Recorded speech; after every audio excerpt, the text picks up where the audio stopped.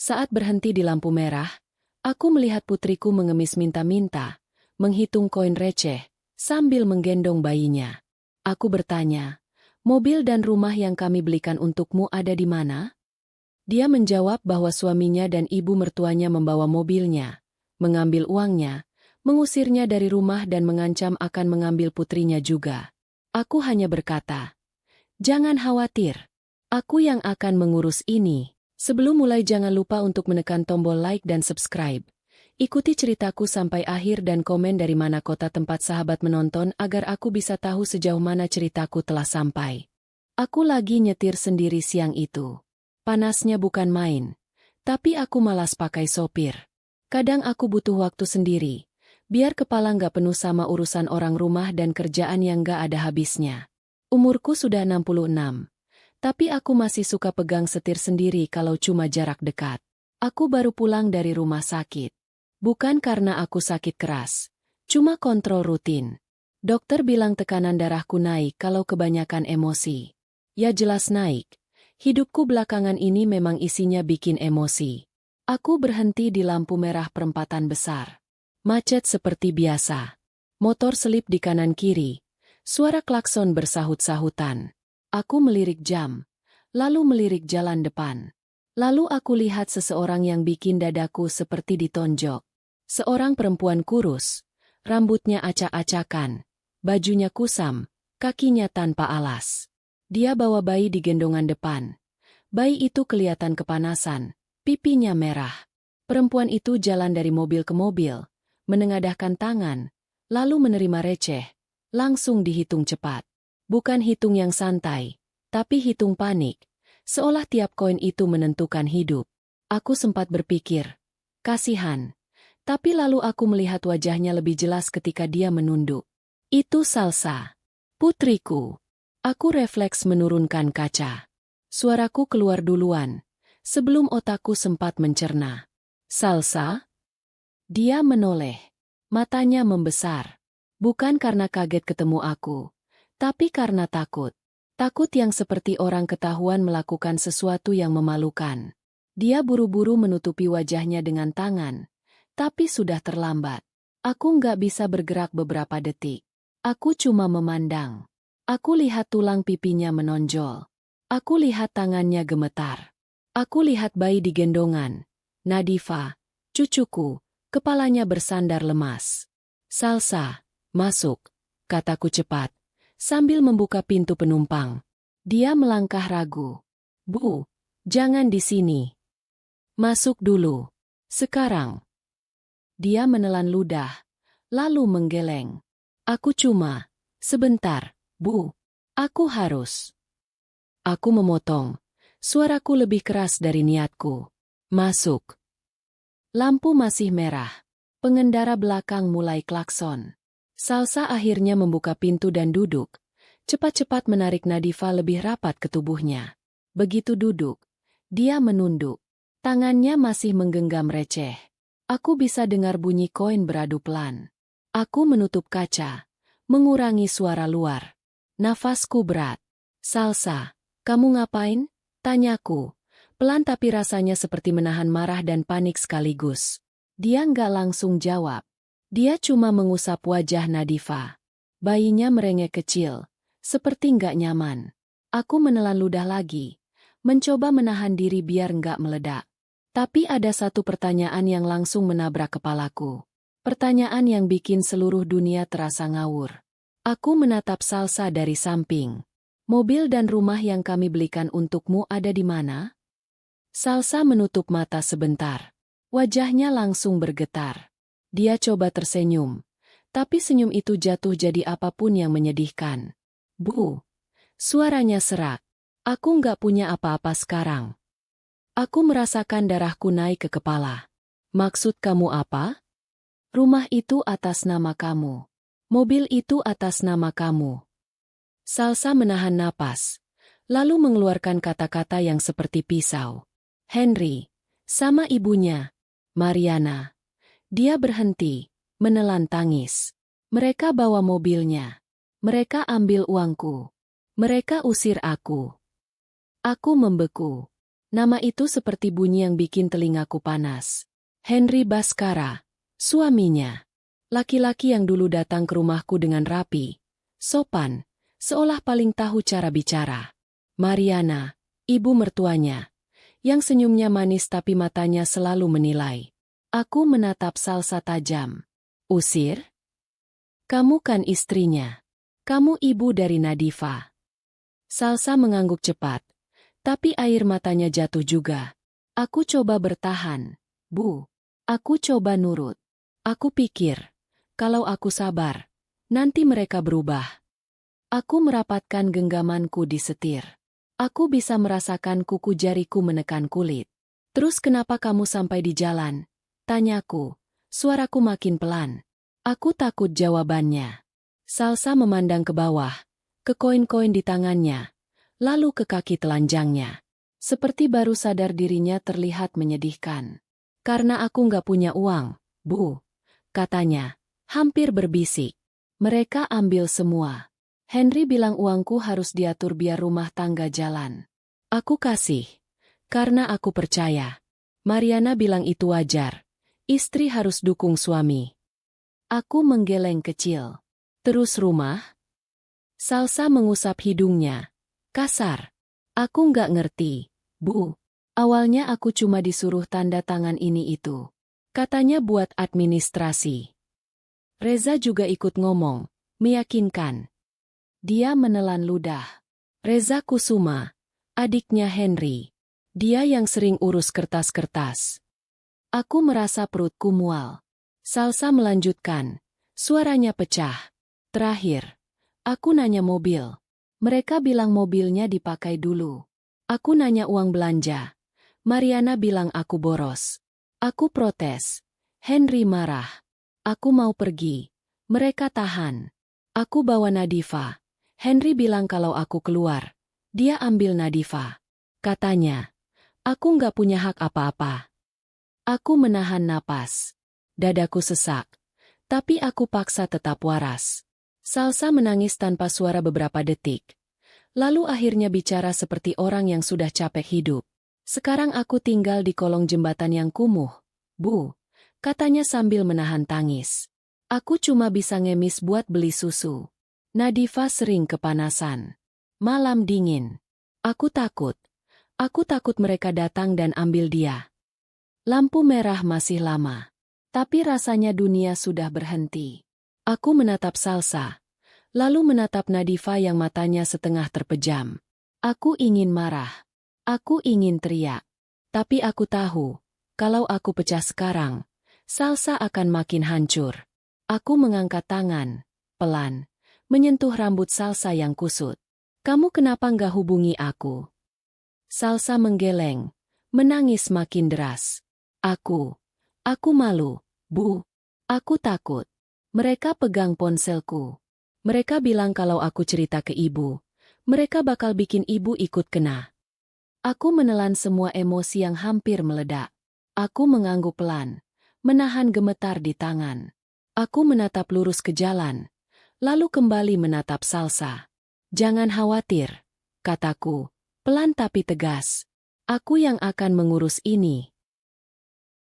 Begitu lampu hijau, aku jalan pelan. Aku nggak langsung ngebut.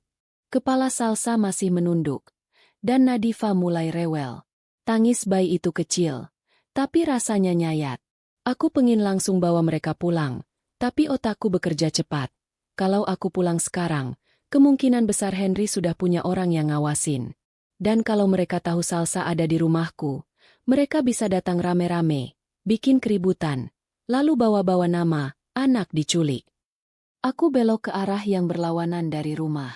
Salsa langsung panik. Bu, kita mau kemana? Jangan ke rumah. Aku tahu, jawabku. Makanya kita nggak ke sana.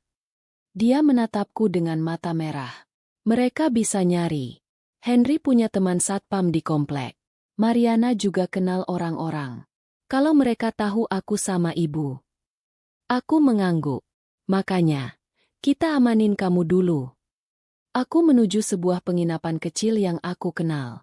Bukan hotel besar, Bukan tempat yang gampang ketahuan. Pemiliknya teman lamaku. Namanya Burini. Orangnya cerewet tapi bisa pegang rahasia. Aku parkir di belakang. Masuk lewat pintu samping.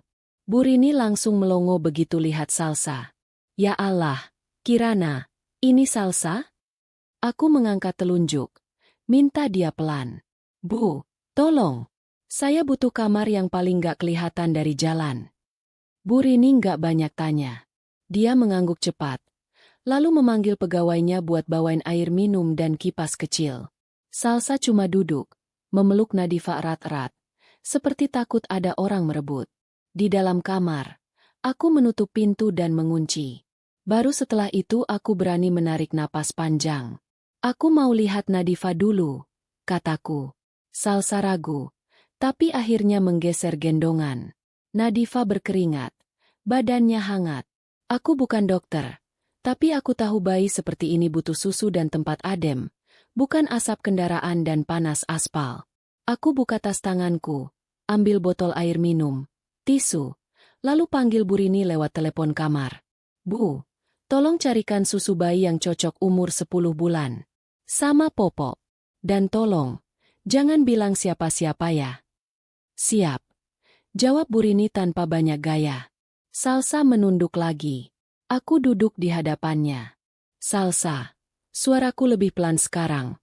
Kamu ceritakan dari awal. Pelan-pelan. Tapi jelas. Aku harus tahu semuanya. Dia mengusap pipinya. Aku takut ibu marah. Aku marah, jawabku jujur. Tapi bukan ke kamu. Aku marah karena kamu diperlakukan kayak begini.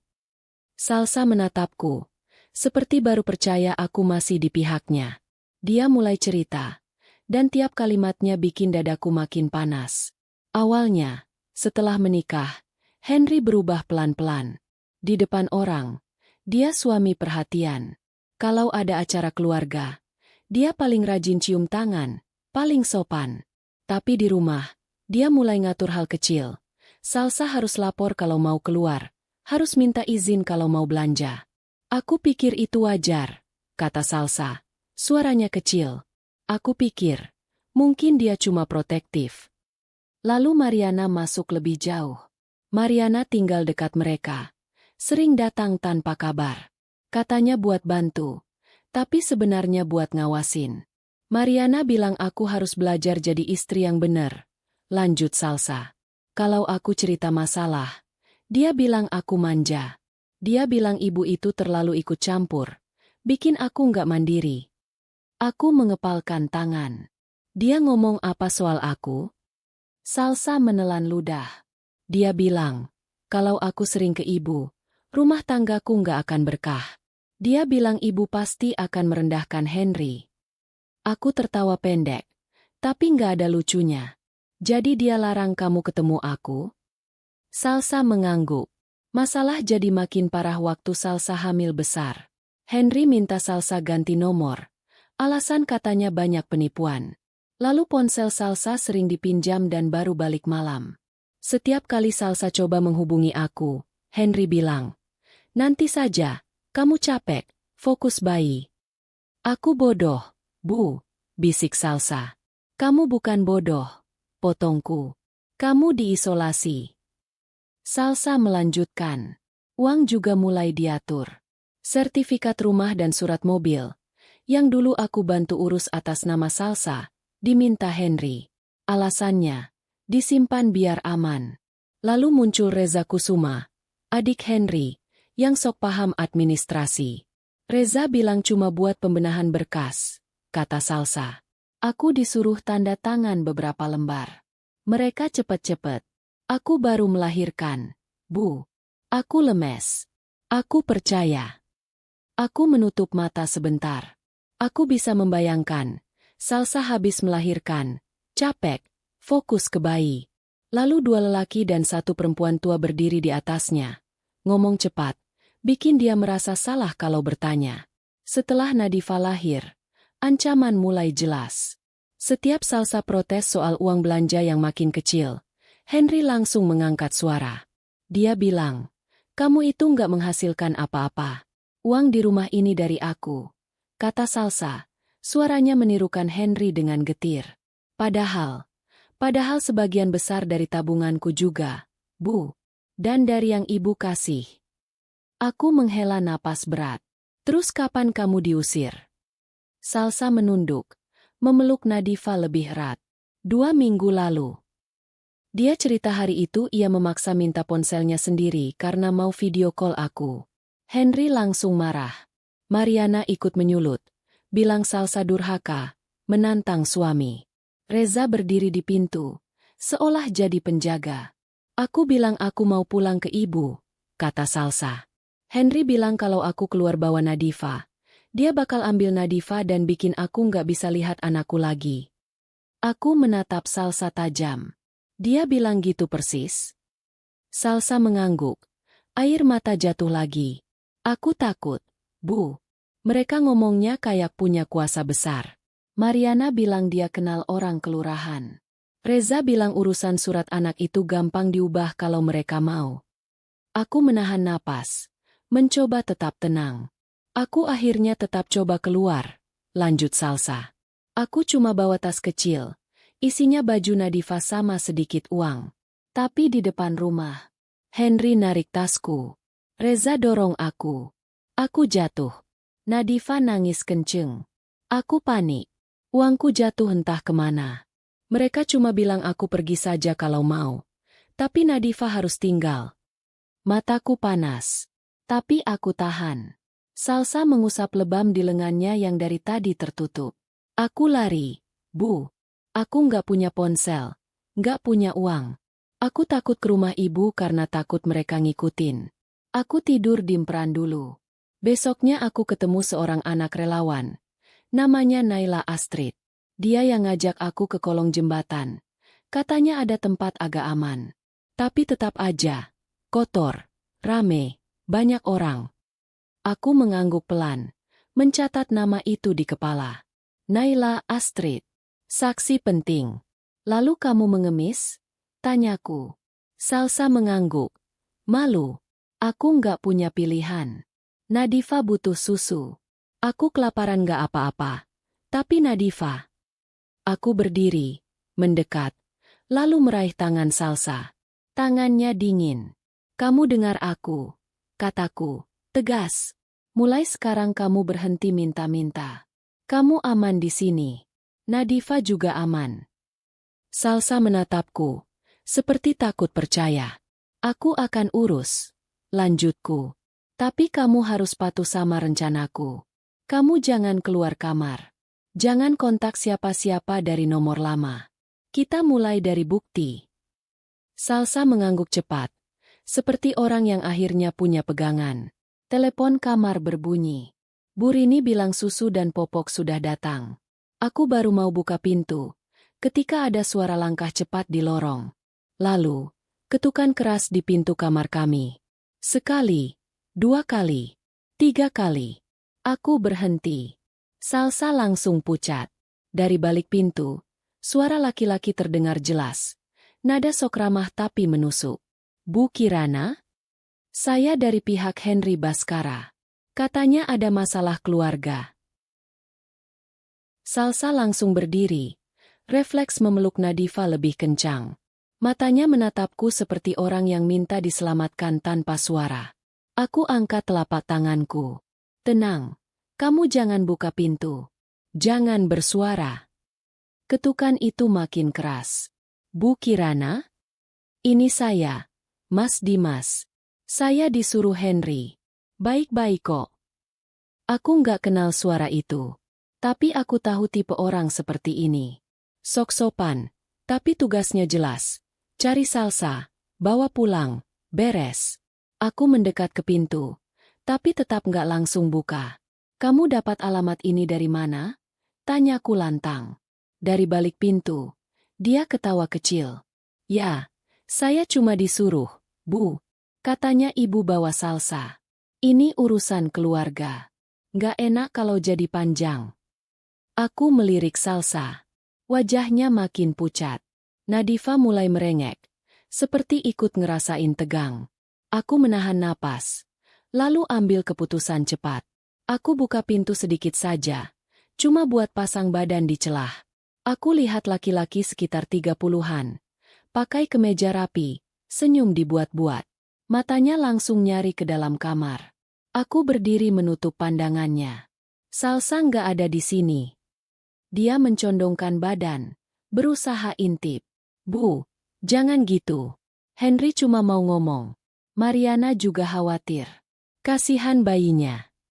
Nama Mariana keluar. Dan aku makin yakin ini bukan kunjungan baik-baik. Aku tersenyum tipis. Kalau khawatir, harusnya mereka nggak usir ibu dan bayi ke jalan. Senyumnya sedikit retak. Bu, saya nggak tahu apa-apa. Saya cuma diminta antar.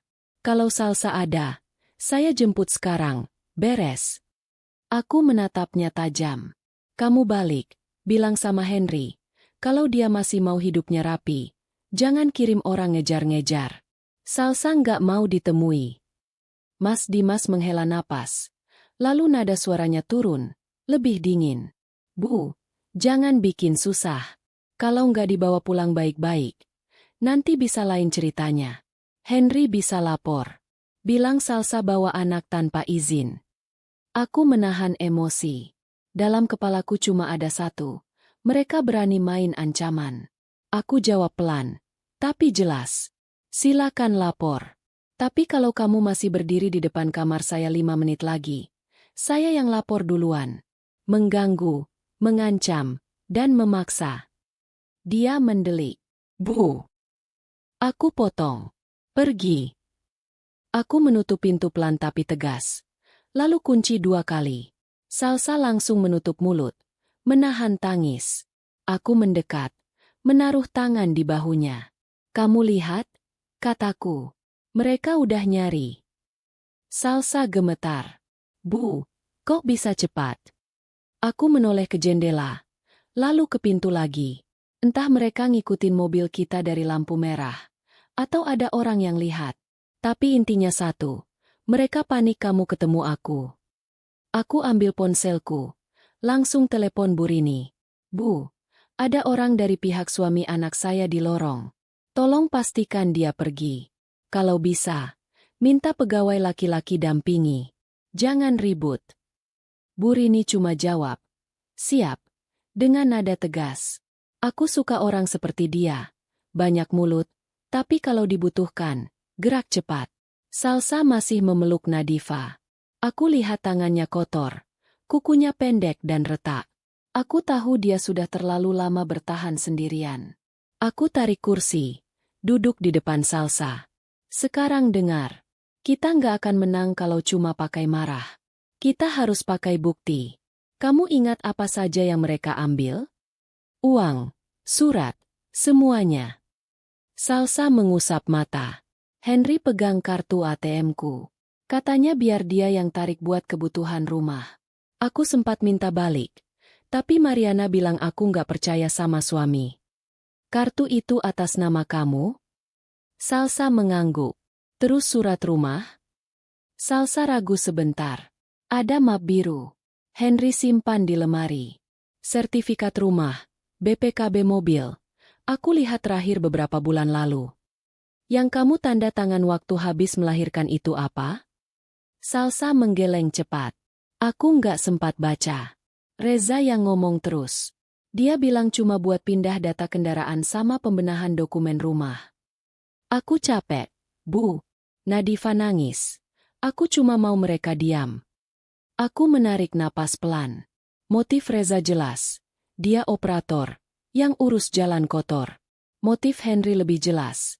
Dia mau pegang semua kendali. Motif Mariana?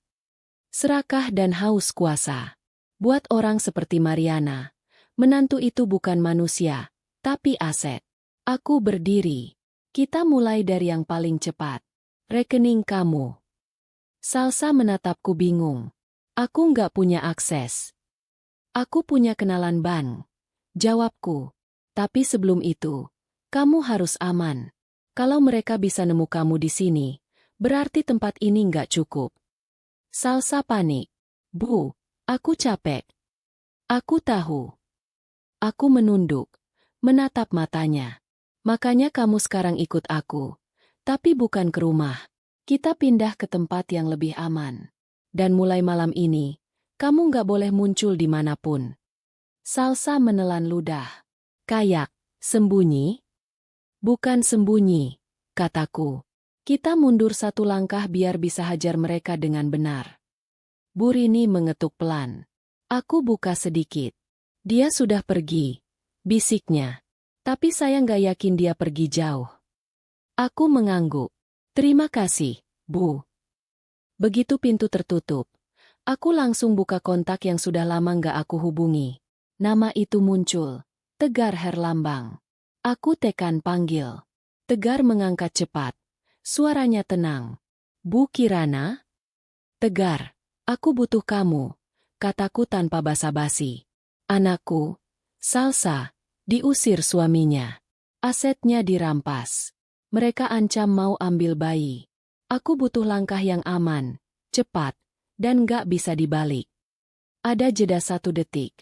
Lalu Tegar menjawab tegas. Ibu tenang. Jangan pulang ke rumah dulu. Jangan kontak pihak mereka lagi sendirian.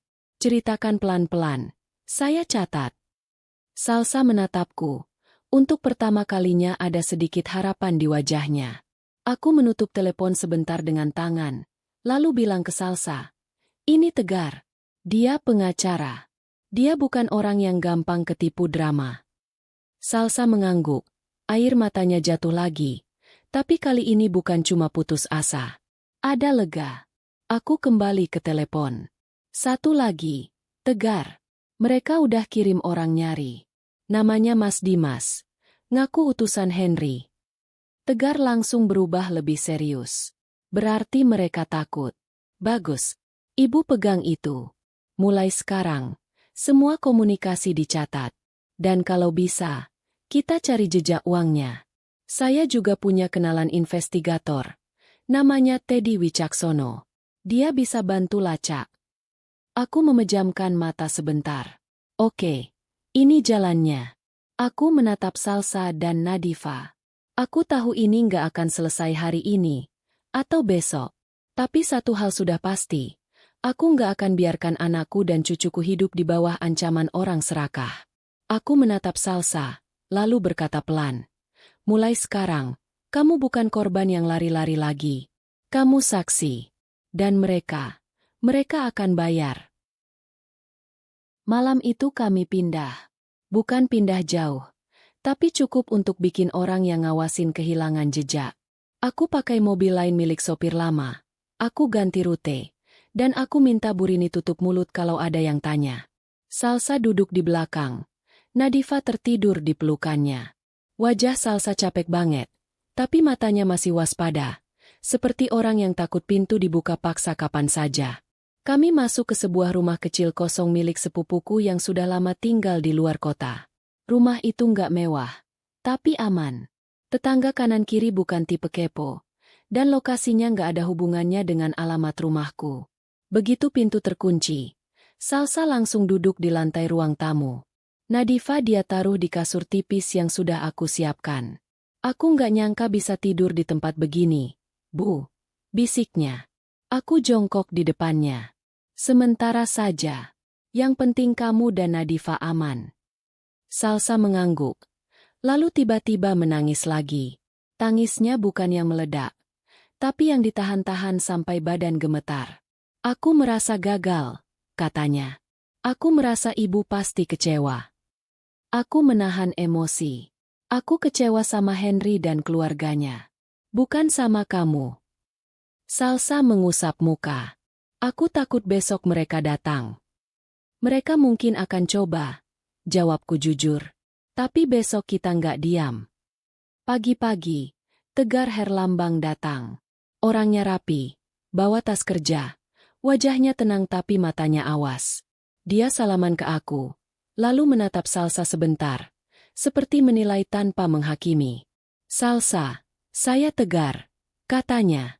Mulai sekarang, kita fokus ke 2 hal, keselamatan kamu dan Nadifa, lalu bukti. Salsa mengangguk pelan. Tegar duduk, membuka buku catatan. Salsa, Kamu masih punya dokumen apapun? Foto sertifikat, foto BPKB, slip transfer, pesan dari Henry atau Mariana, apa saja. Salsa menggeleng. Ponselku diambil. Semua ada di ponsel lama. Aku menyela. Nomor lamanya juga sudah mati. Mereka yang pegang. Tegar mengangguk. Oke, berarti kita cari lewat jalur lain. Saya akan minta bantuan orang saya. Seolah menjawab, pintu diketuk. Aku menegang refleks. Tapi yang masuk adalah laki-laki berumur hampir 50. Tubuhnya biasa saja, tapi cara jalannya tegas. Tegar berdiri. Ini Teddy Wicaksono, kata Tegar. Dia bantu lacak aliran uang dan aset. Teddy menatapku sopan. Bu Kirana. Aku balas angguk. Mas Teddy. Teddy duduk dan langsung tutpon. Bu, saya butuh data dasar. Nama lengkap Salsa, tanggal lahir, bank yang pernah dipakai, kira-kira jumlah tabungan, dan kapan terakhir punya akses. Salsa menyebutkan semua yang dia ingat. Suaranya kecil, tapi jelas. Aku bisa lihat dia mulai berusaha jadi kuat. Walau masih takut. Teddy mencatat cepat. Satu lagi. Siapa yang paling sering minta Salsa tanda tangan? Reza. Jawab Salsa pelan. Reza Kusuma. Teddy mengangguk. Biasanya operatornya memang dia. Aku menatap Teddy. Mas, saya nggak mau ini cuma jadi drama keluarga. Saya mau mereka kena. Teddy menjawab datar. Kalau buktinya cukup, mereka pasti kena. Baru beberapa jam, ponselku mulai ramai. Ada panggilan tak dikenal. Ada pesan dari nomor sepupu jauh. Ada chat dari grup keluarga yang sudah lama aku bisukan. Aku buka satu pesan. Isinya bikin darahku naik. Bu Kirana, maaf ya, ini bener Salsa kabur bawa anak? Kasihan Henry, katanya Salsa emosian. Aku langsung paham. Mariana mulai main opini. Aku buka grup keluarga. Ada puluhan pesan. Ada yang bilang Salsa durhaka. Ada yang bilang aku terlalu ikut campur. Ada yang bilang, mending diselesaikan baik-baik. Lalu masuk pesan dari nomor tak dikenal. Singkat tapi tajam. Bu Kirana, kalau Salsa tidak kembali, kami laporkan. Jangan buat malu keluarga. Aku tahu itu gaya Henry. Sok rapi, tapi isinya ancaman.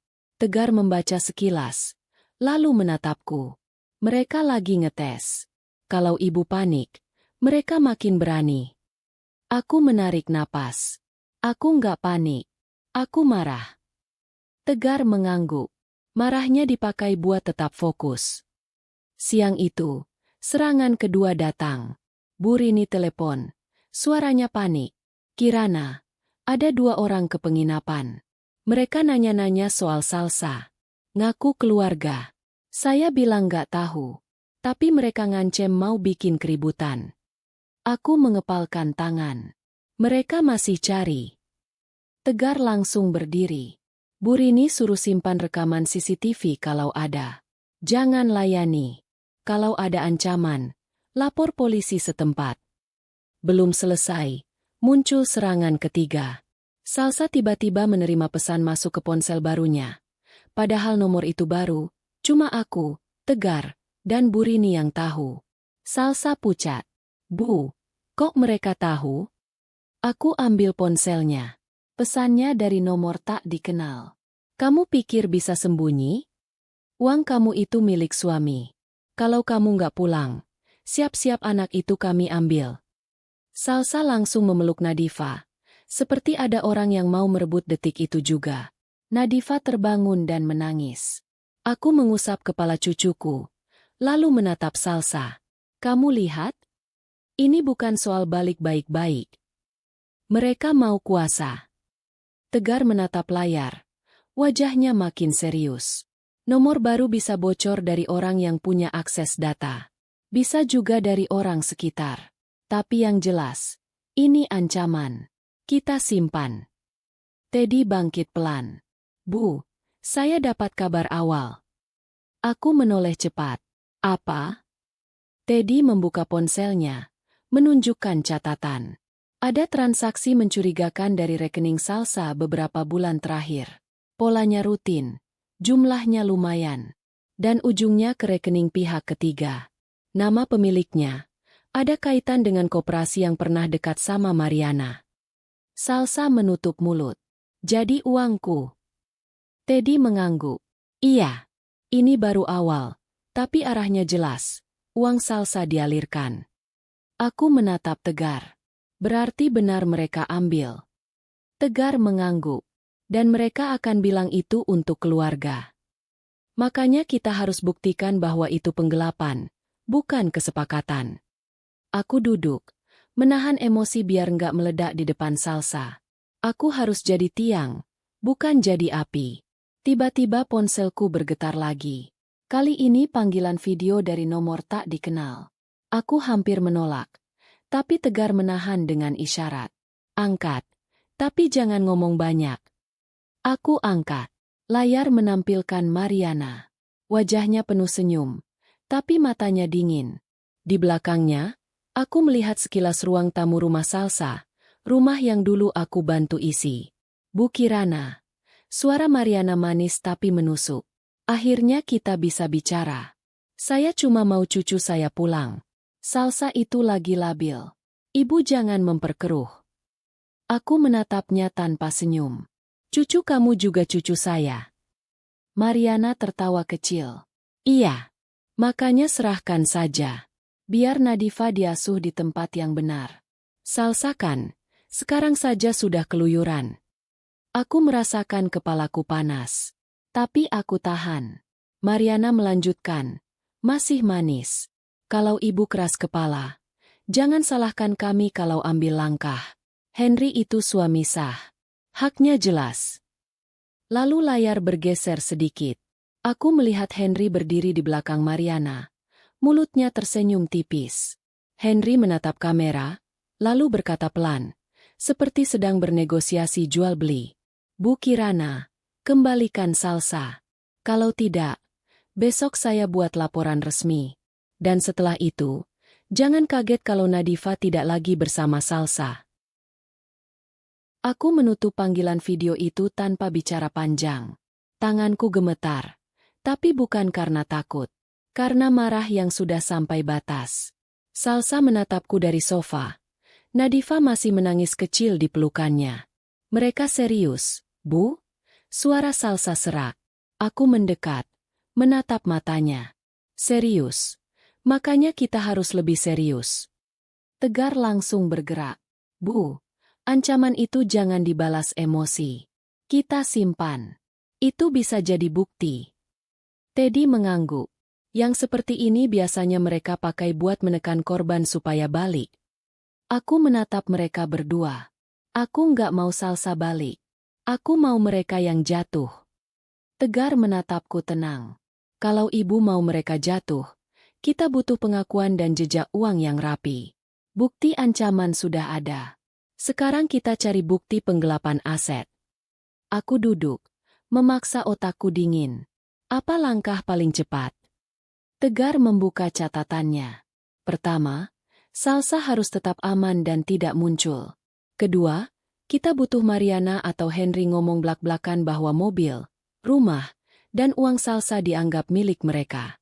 Kalau mereka mengaku, itu menguatkan. Salsa menyela pelan. Mereka nggak akan ngaku kalau curiga. Aku menatap Salsa, lalu menghela napas pendek. Mereka akan ngaku kalau merasa menang. Tegar menatapku, seolah sudah bisa menebak arah pikiranku. Ibu mau pasang umpan. Aku mengangguk. Aku mau ketemu Mariana. Tapi Salsa tetap di sini. Salsa langsung panik. Bu, jangan. Mariana itu jahat. Dia bisa apa aja.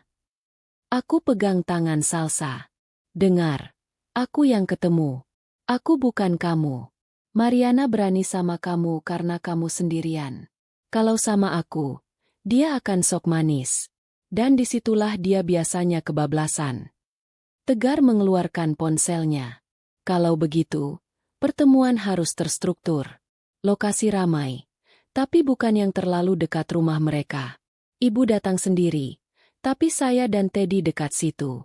Dan kita rekam pembicaraan. Aku menatapnya. Boleh? Boleh kalau untuk kebutuhan pembuktian dan tidak disebar sembarangan, jawab Tegar. Kita pakai untuk jalur hukum. Saya akan atur caranya. Teddy menambahkan, kalau bisa, bikin Mariana merasa ini soal uang. Orang serakah itu gampang terpancing kalau dengar kata kompensasi. Aku mengangguk pelan. Motif Mariana jelas, uang dan kuasa. Motif Henry, kontrol dan gengsi. Reza? Dia menikmati jadi tangan kanan yang bisa memeras orang tanpa terlihat. Sore itu, aku mengirim pesan ke nomor Mariana. Bukan panjang. Cuma satu kalimat yang sengaja aku buat terlihat lemah. Bu Mariana, saya mau bicara baik-baik. Saya tidak mau masalah ini jadi malu. Kita ketemu besok. Ibu tentukan tempat. Balasannya cepat sekali. Seolah dia sudah menunggu aku menyerah. Baik, Bu Kirana. Besok jam 11 siang di kafe dekat Jalan Besar. Saya bawa Henry biar jelas. Aku membaca pesan itu, lalu menatap Tegar. Dia bawa Henry. Tegar mengangguk. Bagus, semakin banyak yang ngomong, semakin banyak yang bisa kebuka. Malamnya, Salsa hampir tidak tidur. Dia beberapa kali bangun mengecek Nadifa, lalu mengecek pintu, seperti takut ada yang masuk. Aku sengaja tetap di ruang tamu, duduk dekat pintu, biar dia lihat aku ada. Aku nggak enak, Bu, bisiknya saat menjelang subuh. Ibu sampai harus begini. Aku menatapnya. Kamu anakku. Kalau kamu jatuh, aku juga jatuh. Bedanya, aku masih punya tenaga buat berdiri dan narik kamu. Pagi, Tegar menyiapkan semuanya. Dia ngajari aku cara bicara. Jangan menyerang, jangan menyalahkan dulu, pancing pengakuan. Teddy bilang dia akan cari posisi duduk yang pas buat memantau tanpa mencolok. Sebelum berangkat, aku telepon Naila Astrid. Nomornya aku dapat dari Salsa. Dia ingat Naila pernah pinjamkan ponsel sebentar. Naila mengangkat. Suaranya masih muda tapi tegas. Halo? Naila? Saya Kirana, ibunya Salsa. Terima kasih sudah bantu anak saya. Naila terdengar kaget, lalu cepat menjawab. Iya, Bu. Saya cuma nggak tega lihat bayi. Aku butuh kamu nanti, sebagai saksi kondisi Salsa waktu di kolong jembatan, kataku. Bukan sekarang, tapi nanti kalau dibutuhkan. Naila langsung serius. Saya siap, Bu. Jam 11 aku masuk kafe. Aku pakai baju sederhana tapi rapi. Aku tidak mau terlihat seperti orang mau perang, tapi juga tidak mau terlihat lemah. Mariana sudah duduk duluan, dengan tas mahal dan wajah yang dibuat sedih. Henry duduk di sampingnya, senyumnya tipis seperti kemarin di layar.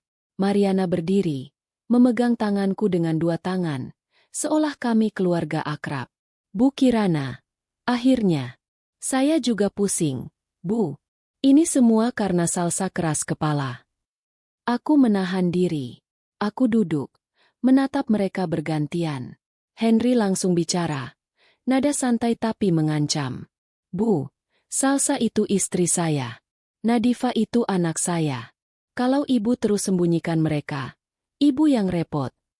Aku menarik napas, lalu memainkan peran yang sudah kami sepakati. Aku menunduk sebentar. Lalu mengangkat wajah, pura-pura lelah. Aku cuma mau satu, kataku pelan. Kalian kembalikan keadaan seperti dulu. Rumah, mobil, uang Salsa, kembalikan. Salsa akan tenang. Mariana tertawa kecil, seperti mendengar lelucon. Bu ini lucu. Itu kan sudah jadi bagian keluarga kami. Aku mengangkat alis, pura-pura bingung. Bagian keluarga kalian gimana maksudnya? Itu aku belikan untuk Salsa. Mariana menyandarkan punggung, makin percaya diri. Ya justru, Salsa sudah menikah. Otomatis apa yang Salsa punya ya untuk suaminya juga. Henry yang pimpin rumah tangga. Masa mobil cuma buat Salsa? Masa rumah cuma atas nama Salsa? Nggak masuk. Henry ikut menimpali. Lebih dingin. Uang salsa juga dipakai untuk usaha saya. Itu wajar. Kalau sekarang salsa ngemis-ngemis, ya karena dia lari. Bukan karena kami. Aku menahan ekspresi. Dalam hati, aku berkata, ngomong lagi. Terus ngomong. Aku menatap Mariana. Tapi kenapa sampai diusir, Bu? Dia bawa bayi. Mariana mengibaskan tangan. Wajahnya sinis. Dia itu drama. Saya cuma mendidik. Kalau perlu anaknya biar kami yang urus. Salsa itu nggak stabil. Keluyuran. Emosi. Nggak patuh. Henry mengangguk. Kalau Salsa mau pulang. Gampang. Minta maaf. Kembalikan Nadifa. Dan ibu. Jangan ikut campur. Soal rumah dan mobil. Nanti kita bicarakan. Kalau ibu mau ganti rugi, ya kita bisa hitung. Kata, ganti rugi, itu keluar. Dan aku hampir tersenyum. Karena itu artinya mereka benar-benar melihat putriku sebagai transaksi. Aku menunduk, pura-pura menahan air mata. Jadi, kalian memang ambil semua itu? Mariana mengangguk ringan, tanpa rasa bersalah. Ambil? Jangan pakai kata itu, Bu. Itu hak keluarga. Salsa menantu. Dia harus tahu diri. Aku mengangguk pelan, seperti orang kalah. Padahal dalam kepalaku, semuanya sudah tercatat. Saat aku berdiri untuk pamit, ponselku bergetar. Pesan masuk dari nomor tak dikenal, tapi namanya muncul di bawah. Fadil Fernanda. Tegar pernah bilang dia kenal seorang jurnalis muda yang bisa bantu kalau waktunya tepat. Pesannya cuma satu baris. Bikin jantungku turun. Bu, ada video Salsa mengemis mulai viral. Narasinya mereka bilang Salsa penipu dan ibu yang nyuruh. Aku keluar dari kafe dengan langkah yang kelihatan tenang. Tapi di dalam kepala aku ribut. Pesan dari Fadil Fernanda itu seperti sirene. Kalau video Salsa mengemis sudah viral dengan narasi jahat, berarti Henry dan Mariana nggak cuma mau ambil Nadifa. Mereka mau bunuh nama baik Salsa dulu, biar kalau nanti mereka minta hak asuh. Orang-orang sudah percaya Salsa ibu yang nggak layak. Aku langsung masuk mobil, menutup pintu, lalu telepon Tegar. Tegar, video Salsa viral. Mereka bilang aku yang nyuruh. Ini sudah perang opini. Tegar tidak kaget. Tapi suaranya tegas. Saya sudah duga. Ibu jangan respon dimanapun. Jangan klarifikasi dulu. Kita simpan semua bukti. Baru kita keluar dengan pukulan yang rapi. Aku harus pulang ke Salsa sekarang, kataku. Ibu pulang. Tapi jangan ke rumah ibu. Ke tempat aman itu. Dan tolong, jalannya muter. Jangan satu rute. Aku mengangguk walau dia nggak lihat. Setelah telepon ditutup, aku langsung telepon Fadil. Fadil mengangkat cepat. Bu Kirana? Saya Kirana, kataku. Kamu yang kirim pesan? Iya, Bu. Saya Fadil Fernanda. Saya dapat videonya dari beberapa akun. Narasinya sama semua, Bu. Seolah Salsa sengaja ngemis buat drama dan minta belas kasihan. Ada yang bilang Salsa kabur bawa anak.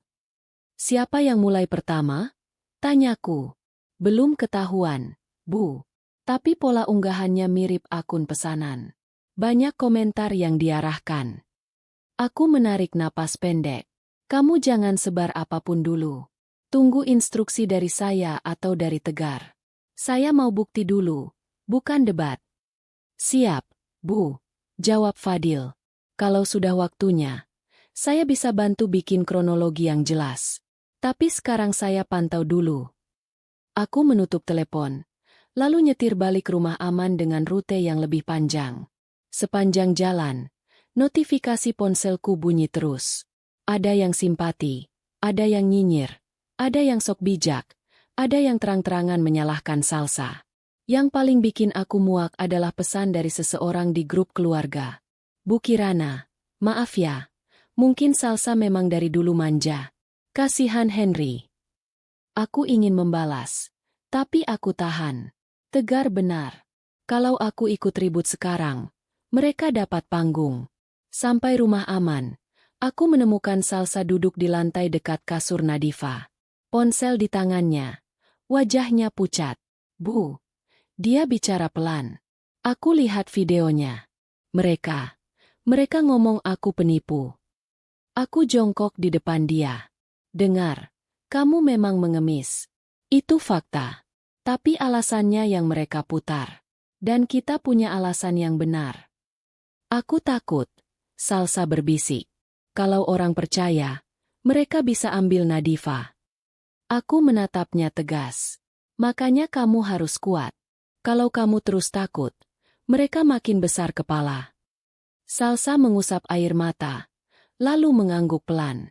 Aku bisa lihat ada perubahan kecil, bukan lagi pasrah, tapi mulai bertahan. Pintu diketuk. Tegar dan Teddy masuk. Tegar langsung buka laptop dan beberapa kertas. Kita lanjut ke langkah keamanan, kata Tegar. Ini sudah masuk tahap bahaya. Mereka akan coba menyerang lewat jalur formal. Jalur formal maksudnya polisi. Salsa langsung tegang. Bisa polisi, bisa RT, bisa kelurahan, jawab Tegar. Mereka akan bilang Salsa kabur bawa anak. Kita harus siap. Teddy menimpali, dan mereka bisa datang rame-rame, bawa orang yang sok jadi saksi. Aku menatap Tegar. Apa yang harus kita lakukan sekarang? Tegar mulai menyusun satu-satu. Jelas dan cepat. Pertama, kita bikin catatan resmi kondisi Salsa saat ditemukan. Tanpa uang, tanpa alas kaki, menggendong bayi, dan alasan kenapa itu terjadi. Kita butuh saksi. Aku langsung ingat Naila. Naila Astrid bisa jadi saksi. Dia yang nolong Salsa waktu di kolong jembatan. Tegar mengangguk. Bagus. Kedua, kita urus bukti ancaman. Semua pesan dari Henry, Mariana, Reza, simpan, jangan hapus. Salsa mengangguk. Ketiga, lanjut Tegar. Kita amankan status Nadifa. Minimal ada catatan kesehatan dan kebutuhan bayi. Biar kalau mereka berani bilang Salsa lalai, kita punya data. Aku mengangguk. Saya bisa bawa Nadifa ke dokter anak hari ini. Jangan sendirian, kata Tegar. Saya minta Teddy dampingi. Belum selesai, ponsel Salsa bergetar. Nomor tak dikenal lagi. Salsa menatapku ketakutan. Aku ambil ponsel itu dan aku yang baca. Pesan masuk. Pendek. Dingin. Besok kami ambil Nadifa. Kamu boleh ikut kalau patuh. Kalau tidak, siap-siap kehilangan. Aku merasakan tangan Salsa mencengkeram lenganku. Nadifa di kasur meringis, seperti merasakan suasana. Aku menatap Tegar. Ini sudah keterlaluan. Tegar menatap pesan itu. Ini ancaman langsung. Bagus untuk bukti, tapi juga berarti mereka mungkin bergerak cepat. Teddy mengangguk. Bu, saya punya info lain. Mobil Salsa memang ada di rumah Mariana. Tapi saya juga dapat kabar. Mereka lagi coba jual cepat lewat perantara. Dan rumah yang atas nama Salsa, ada indikasi sudah diagunkan. Salsa menutup mulut. Jadi, rumah itu belum pasti final, jawab Teddy. Tapi jejaknya ada. Aku berdiri, berjalan bolak-balik sebentar, memaksa diri tetap fokus. Ini bukan cuma soal harta, tapi soal cara mereka memperlakukan Salsa seperti barang. Tegar menatapku. Bu Kirana, saya sarankan mulai besok kita ajukan laporan resmi untuk penggelapan dan ancaman. Tapi sebelum itu, kita amankan posisi dulu. Jangan sampai mereka dapat kesempatan mendekat ke Nadifa. Salsa menatapku. Suaranya gemetar tapi lebih tegas dari sebelumnya. Bu, aku capek takut. Aku mau lawan. Tapi aku nggak tahu caranya. Aku menatap putriku. Untuk pertama kalinya sejak aku melihat dia di lampu merah, aku melihat dia berdiri, meski masih goyah. Kamu nggak perlu tahu semuanya, kataku pelan. Kamu cukup bertahan dan jujur. Yang lain, biar aku dan tim yang urus. Tegar menutup laptopnya. Oke, rencana cepat. Hari ini periksa Nadifa, Kumpulkan saksi Naila, lalu kita susun laporan. Dan Bu, satu hal. Apa? Tanyaku. Tegar menatapku serius. Kalau mereka benar-benar nekat, mereka bisa datang kapan saja. Kita harus siap kalau malam ini pun ada yang coba masuk. Seolah menjawab, dari luar terdengar suara motor berhenti lama di depan rumah. Mesin dimatikan. Lalu ada langkah pelan mendekat ke pagar. Salsa langsung memeluk Nadifa. Matanya membesar. Aku mengangkat tangan, memberi isyarat semua diam. Dan di tengah sunyi itu, terdengar suara laki-laki dari luar, pelan tapi jelas. Salsa, saya Reza. Buka pintunya. Kita ngobrol baik-baik. Aku menahan napas. Salsa sudah memeluk Nadifa sampai badannya kaku. Tegar memberi isyarat dengan tangan. Jangan bergerak. Teddy berdiri pelan, mengambil ponselnya, lalu menyalakan perekam suara tanpa banyak gaya. Di luar, suara Reza terdengar lagi, lebih dekat ke pagar. Salsa, buka. Aku cuma mau ngomong. Kalau kalian bikin ini ribut, yang rugi Salsa juga. Aku mendekat ke jendela kecil tanpa membuka tirai lebar-lebar. Aku lihat bayangan Reza di luar. Dia berdiri santai, tapi tangannya pegang ponsel, matanya keliling, seperti orang lagi pastiin rumah ini benar. Tegar berbisik. Ibu jangan keluar. Saya yang bicara. Aku menggeleng pelan. Biar aku. Aku jalan ke pintu, tetap terkunci. Aku tidak buka. Aku bicara dari balik pintu. Suaraku tegas. Reza, kamu pulang. Reza ketawa kecil. Bu Kirana? Wah, ibu juga di situ ya. Bagus. Jadi gampang. Salsa pulang aja. Bu, Henry udah capek. Mariana juga capek. Ini jadi malu. Aku menahan emosi. Malu itu waktu kalian usir Salsa sama bayi. Kamu pikir aku nggak tahu? Reza menghela napas. Gaya orang yang sok dewasa. Bu, itu kan salah paham. Salsa itu emosian. Dia pergi sendiri. Kita juga nggak nyuruh ngemis. Aku hampir tertawa. Tapi aku tahan. Kamu datang ngapain ke sini? Nego, Bu. Jawab Reza cepat. Biar selesai. Salsa balikin Nadifa. Terus soal rumah sama mobil. Ya kita atur. Henry nggak jahat kok. Cuma, ya, namanya rumah tangga. Ada aturan. Teddy tiba-tiba bicara dari belakangku. Suaranya datar tapi tajam. Aturan apa? Aturan ambil uang orang, ambil mobil orang, lalu ancam ambil anak orang? Reza diam sebentar. Lalu suaranya berubah lebih dingin. Siapa itu? Aku menjawab. Bukan urusanmu. Reza mendekat ke pintu. Suaranya menekan. Bu Kirana, saya ngomong baik-baik. Tapi kalau kalian keras, saya juga bisa keras. Saya bisa bawa orang. Saya bisa bikin laporan duluan. Tegar berdiri di sampingku. Suaranya tenang tapi menusuk. Silakan. Tapi ingat, ancaman kamu ini terekam. Hening beberapa detik. Reza seperti menimbang. Lalu dia tertawa pendek. Dibuat santai lagi. Ya udah, katanya. Kalau gitu saya titip pesan. Henry bilang, besok dia jalanin proses. Dan Bu Kirana, mending ibu pikir 2 kali. Orang tua jangan ikut campur kebanyakan. Aku menggertakkan gigi. Pergi. Reza meludah kecil ke samping. Bukan tepat meludah. Lebih ke gaya meremehkan. Lalu langkahnya menjauh. Suara motor menyala. Lalu hilang. Begitu sunyi. Salsa langsung jatuh duduk.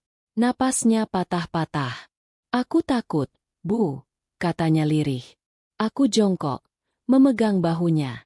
Takut itu wajar. Tapi mulai sekarang kita pakai takut itu buat lebih hati-hati. Bukan buat menyerah. Tegar mengangkat ponselnya. Saya sudah simpan rekaman. Reza barusan mengakui mereka atur rumah dan mobil, dan mengulang ancaman proses. Teddy mengangguk. Dan yang paling penting, mereka sudah tahu rumah ini. Berarti tempat ini juga tidak bisa dipakai lama. Aku menatap mereka. Aku capek pindah-pindah. Aku mau selesain. Tegar menghela napas, lalu bicara jelas, seperti menyusun tangga. Kalau ibu mau selesain, kita masuk tahap pukul. Mulai hari ini. Salsa menatapnya. Matanya merah tapi ada nyala kecil. Tahap pukul itu gimana? Tegar membuka map. Pertama, kita buat laporan resmi. Penggelapan harta, pemaksaan tanda tangan, ancaman perebutan anak. Kita ajukan dengan kronologi yang rapi. Aku mengangguk. Lakukan. Kedua, lanjut Tegar, kita kirim somasi dan permintaan pengamanan aset. Minimal, kita beri sinyal bahwa rumah dan mobil itu sedang dipersoalkan. Itu bikin mereka sulit menjual cepat. Teddy menimpali. Saya juga bisa cari orang perantara yang mereka pakai buat jual mobil. Biasanya ada jejak. Aku menatap Salsa. Kamu siap? Salsa menelan ludah. Aku siap, Bu. Aku nggak mau Nadifa jadi mainan mereka. Itu kalimat yang aku tunggu. Salsa bukan lagi cuma korban. Dia mulai jadi ibu yang melawan. Aku ambil ponselku dan mengetik ke Fadil Fernanda. Fadil, tahan dulu semua. Jangan unggah klarifikasi. Tunggu saat saya bilang. Fadil membalas cepat. Siap, Bu. Saya siap kapanpun. Tegar berdiri. Sekarang langkah ketiga. Kita pancing Henry datang ke tempat kita. Biar dia ngomong. Dan dia masuk perangkap legal. Salsa langsung tegang. Aku harus ketemu Henry. Bukan sekarang, jawab Tegar. Salsa tetap aman. Yang ketemu Henry itu Bu Kirana dan saya. Kita undang dia seolah mediasi keluarga. Tapi di kantor saya. Semua dicatat. Aku menatap Tegar. Dia mau datang? Tegar tersenyum tipis. Henry itu suka merasa menang. Dia akan datang kalau dia pikir bisa menekan ibu dan minta tebusan. Apalagi setelah video viral, dia merasa punya pegangan. Aku menarik napas. Oke, undang dia. Tegar langsung mengirim pesan resmi ke Henry. Undangan mediasi, jam dan tempat jelas. Tidak ada kata, laporan, atau polisi. Hanya penyelesaian keluarga secara baik-baik. Salsa menatapku. Ragu. Bu, kalau dia bawa Mariana? Biar. Jawabku. Semakin banyak mulut, semakin banyak salah. Sore itu, kami pindah sekali lagi. Kali ini ke unit apartemen milik teman lamaku yang jarang dipakai. Tidak ada papan nama, satpam ketat, akses kartu. Salsa akhirnya bisa tidur agak tenang. Nadifa minum susu sampai kenyang. Lalu tertidur pulas. Aku sendiri tidak bisa tidur. Kepalaku penuh. Tapi dadaku juga terasa lebih ringan. Untuk pertama kalinya sejak lampu merah itu, aku merasa memegang arah. Keesokan harinya, aku datang ke kantor Tegar. Tegar sudah menyiapkan ruang pertemuan kecil. Ada kamera keamanan kantor. Ada staf yang tahu kapan harus masuk kalau suasana memanas. Teddy duduk di ruangan lain, siap dengan data yang sudah terkumpul. Jam menunjukkan hampir tepat. Pintu luar terdengar dibuka. Suara langkah masuk. Mantap, percaya diri. Henry Baskara muncul di ambang pintu. Rapi, senyum tipis, seperti orang datang untuk menang. Bu Kirana, katanya santai. Akhirnya ibu mau bicara baik-baik. Tegar berdiri, menutup pintu pelan dari dalam, lalu berkata tenang, jelas, tanpa emosi. Henry, hari ini bukan pertemuan keluarga. Hari ini pencatatan perbuatan. Henry duduk dengan santai, seperti dia yang punya ruangan itu. Jasnya rapi, rambutnya klimis, dan wajahnya sama sekali nggak kelihatan seperti orang yang baru kehilangan istri dan anak. Dia malah kelihatan seperti orang mau menagih utang. Ayo, Bu, katanya. Saya nggak punya banyak waktu. Saya mau ini cepat. Salsa pulang, Nadifa pulang, selesai. Aku menatapnya tanpa senyum. Kamu ngomong seolah-olah kamu kehilangan. Padahal kamu yang mengusir. Henry menghela napas, pura-pura capek. Ibu dengar cerita dari Salsa kan? Salsa itu pintar main drama. Dia pergi sendiri. Saya juga malu. Bu, video dia ngemis itu bikin keluarga saya dihujat. Aku mengangkat alis. Keluarga kamu dihujat? Kamu mikir Salsa dan bayi umur 10 bulan itu ngemis buat gaya? Henry mencondongkan badan. Suaranya pelan tapi menekan. Bu, saya nggak mau berdebat. Saya mau solusi. Ibu kembalikan Nadifa. Saya bisa toleransi Salsa tinggal di rumah ibu dulu. Tapi tetap saya yang pegang hak sebagai ayah. Tegar Herlambang yang dari tadi diam. Akhirnya bicara. Henry, kamu datang ke sini untuk mediasi. Tapi saya harus jelaskan. Setiap ucapan kamu dicatat. Henry tersenyum tipis. Silakan, Pak. Saya nggak takut. Saya suami sah. Aku menarik napas, lalu masuk ke inti. Aku tanya satu hal. Mobil Salsa yang atas nama Salsa, ada di mana? Henry menatapku datar. Dipakai keluarga. Itu masih mobil keluarga, Bu. Rumah atas nama Salsa? Tanyaku lagi. Henry mengangkat bahu. Rumah itu ya rumah keluarga juga. Salsa kan sudah jadi istri saya. Aku menahan emosi biar tetap rapi. Uang Salsa yang kamu tarik rutin dari rekeningnya, itu buat apa? Henry tertawa kecil. Buat usaha, Bu. Biar ekonomi jalan. Masa suami nggak boleh ngatur? Tegar menatap Henry tajam. Henry, kamu bilang, ngatur. Tapi kamu punya persetujuan tertulis dari Salsa? Ada kesepakatan jelas? Henry mengibaskan tangan. Ngapain pakai tulisan segala? Pak, itu rumah tangga. Aku menatap Henry, lalu mengeluarkan ponselku. Kamu ingat Mariana ngomong apa ke aku kemarin di kafe? Henry mendadak diam. Matanya bergerak cepat, seperti orang nyari celah. Aku menekan tombol, lalu memutar rekaman. Suara Mariana terdengar jelas, tanpa aku perlu menjelaskan panjang. Soal mobil dan rumah hak keluarga. Soal kalau perlu anaknya biar kami yang urus. Soal Salsa nggak stabil. Rekamannya tidak panjang, tapi cukup untuk bikin ruangan berubah. Henry menegakkan badan. Itu rekaman apa? Ibu ngerekam? Tegar menyahut tenang. Itu bukti pengakuan. Dan ini bukan cuma itu. Tegar mengangguk ke arah pintu. Teddy Wicaksono masuk, membawa map tebal. Henry melirik Teddy dengan wajah kesal. Seperti baru sadar ini bukan pertemuan biasa. Teddy membuka map, menaruh beberapa lembar di meja. Henry, ini pola transfer dari rekening Salsa. Rutin, jumlahnya besar. Masuk ke rekening pihak ketiga yang terhubung dengan koperasi kenalan Mariana. Ini jejaknya. Henry tertawa sinis, tapi tawanya hambar. Itu fitnah. Bisa aja Salsa yang transfer sendiri. Tegar langsung menimpali. Salsa tidak punya akses ponsel dan kartu ATM selama periode tertentu. Ada saksi. Ada pesan ancaman. Dan ada chat kamu yang meminta Salsa patuh atau kamu ambil Nadifa. Aku menekan layar. Menunjukkan pesan ancaman yang kemarin masuk. Henry melirik. Lalu cepat mengalihkan. Itu cuma emosi. Kalian lebay. Aku mendekat sedikit.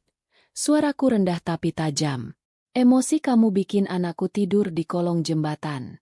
Emosi kamu bikin cucuku kepanasan di jalan. Sekarang kamu bilang lebay? Henry mendelik. Bu, jangan drama. Aku menepuk meja pelan. Drama itu kamu bikin video Salsa jadi alat. Kamu viralkan. Kamu arahkan narasi. Kamu pikir aku nggak ngerti? Henry menegang. Saya nggak viralkan apapun. Teddy membuka ponselnya, menunjukkan tangkapan layar.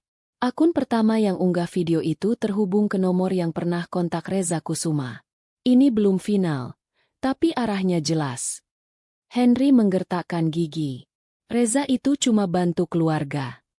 Tegar menatap Henry tanpa berkedip. Henry, sekarang pilih. Kamu mau bicara baik-baik? Atau kamu mau kita jalankan laporan? Henry menyandarkan badan, menahan panik dengan sok percaya diri. Laporan apa? Saya ayah kandung. Kalian mau melawan hukum? Aku menatapnya, lalu berkata pelan. Kamu bukan cuma ayah. Kamu juga pelaku. Henry berdiri mendadak. Bu Kirana, jangan macam-macam. Kalau kalian terus begini, saya bisa ambil Nadifa lewat jalur resmi. Tegar langsung berdiri juga. Suaranya tetap tenang tapi keras. Ancaman lagi. Bagus. Itu juga dicatat. Henry menatap sekeliling. Seperti baru sadar tidak ada yang berpihak padanya di ruangan itu. Dia menunjukku. Ibu pikir ibu menang karena punya uang dan pengacara? Aku mendekat satu langkah. Aku menang karena kamu serakah. Henry menggertakkan gigi, lalu melempar kalimat terakhir yang dia kira akan mengunci aku. Salsa itu nggak layak jadi ibu. Dia mengemis. Itu bukti. Aku mengangguk pelan. Iya, itu bukti dia ditindas sampai habis. Tegar membuka map lain. Ini keterangan relawan, Naila Astrid, yang menolong Salsa dan Nadifa di kolong jembatan. Ini catatan kunjungan dokter anak untuk Nadifa setelah diselamatkan. Ini juga kronologi lengkap yang sudah ditandatangani Salsa. Henry terlihat goyah. Napasnya berubah cepat. Aku menatapnya lama, lalu berkata, mulai sekarang, kamu nggak pegang apapun lagi. Mobil, rumah, uang, dan yang paling penting, kamu nggak pegang Nadifa. Henry mengepalkan tangan. Kalian nggak bisa. Tegar memotong. Tegas. Bisa. Dan akan. Henry menatapku. Suaranya turun. Lebih licik. Bu, kita bisa damai. Ibu kasih kompensasi. Saya lepas. Aku hampir tertawa. Jadi benar. Dari awal kamu nikah sama Salsa. Yang kamu lihat cuma harta. Henry membuka mulut. Tapi tak ada kata yang keluar. Aku menarik napas. Lalu mengakhiri. Tegar. Jalankan. Tegar mengangguk. Hari ini laporan masuk. Somasi jalan. Pengamanan aset diajukan. Dan semua ancaman mereka, termasuk Reza, akan dilampirkan. Henry tampak ingin menyerang. Tapi pintu terbuka dan staf kantor masuk, berdiri tenang. Henry menelan amarahnya. Lalu menunjukku dengan mata merah. Kalian akan nyesel, katanya. Aku menatapnya dingin. Yang akan nyesel itu kamu. Karena kamu kira Salsa sendirian. Henry keluar dengan langkah cepat. Kali ini tidak lagi santai. Dan saat pintu tertutup, aku merasakan satu hal yang sudah lama hilang, kendali. Aku menatap Tegar dan Teddy. Sekarang giliran mereka merasakan takut. Setelah pertemuan itu, hidup kami tidak langsung jadi tenang. Tapi arahnya jelas. Sekarang kami yang memegang kendali. Tegar bergerak cepat. Laporan resmi masuk. Somasi dikirim. Permintaan pengamanan aset diajukan. Teddy terus ngumpulin jejak. Dari orang yang jadi perantara jual mobil sampai dokumen agunan rumah. Aku ikut bolak-balik, tanda tangan ini itu. Tapi aku pastikan satu hal. Salsa dan Nadifa tidak muncul kemana-mana dulu. Salsa sempat goyah beberapa kali. Apalagi waktu komentar jahat masih beredar. Kadang dia duduk lama, menatap layar ponsel. Baca kata-kata yang menyakitkan seolah dia pantas diperlakukan seperti sampah. Aku duduk di sampingnya. Kamu jangan ukur dirimu dari mulut orang yang gak tahu apa-apa. Salsa menghela napas.